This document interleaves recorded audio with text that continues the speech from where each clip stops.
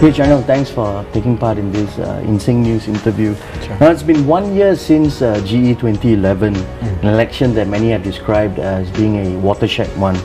Now looking back at the past year, how has your life changed for you?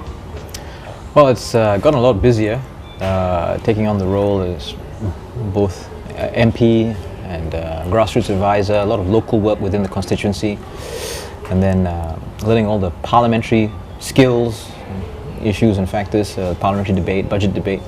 So I've learned a lot, I've done a lot.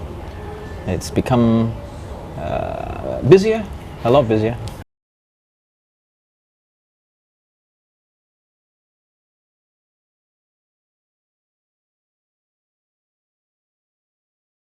Well, you know, he was in the PAP. I mean, of course, that's part of the story, isn't it?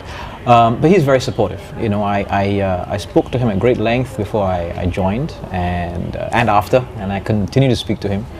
He's very supportive and thinks I've done the right thing. We speak occasionally about his experiences and compare and contrast how different things are in those days than they are now. But largely, he's interested and supportive. I mean, he thinks it was a good thing.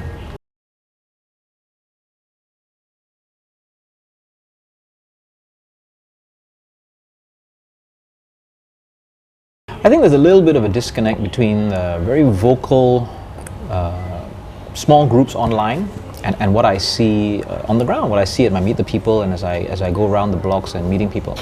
And you know, you two examples you gave, housing and foreigners. You know, I have the common appeals that I get at MPS. I mean, housing is one of them, but no one is. No, I wouldn't say no one, but I mean, very, very few people are coming forward and complaining that the housing issue is that they can't afford a flat. Actually, it's the other way around. They are complaining that they can afford a flat, but they're not getting one fast enough. Right? They are complaining that they're not getting a large enough loan soon enough so that they can get on with having that house. So the overall sense is that they have the money, they have the means, they have the salary and the job, but they want the flat now. Okay, that's not something that you hear online. Online, the voices are saying that the houses are priced way out of the reach of Singaporeans, and most of the people who come to my MPS are saying the opposite thing. They can afford the flat, but they want it sooner.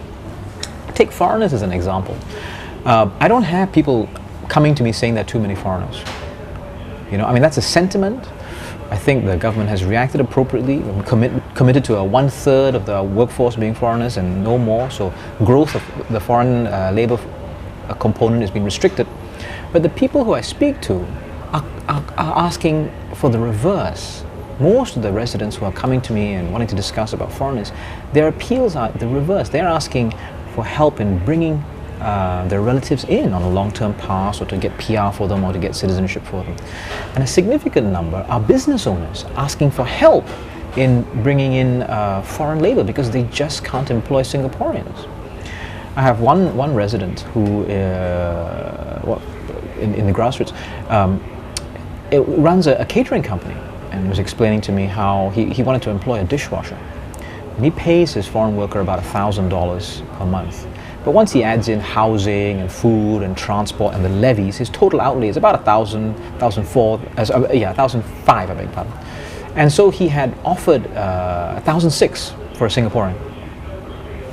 He can't find anybody. And you know, 1,006 for a dishwashing job in a catering company, and he cannot find anybody to employ. And this is his appeal. He wants, you know. So again, the online sentiment, the anti-foreigner xenophobia, is not what I see on the ground.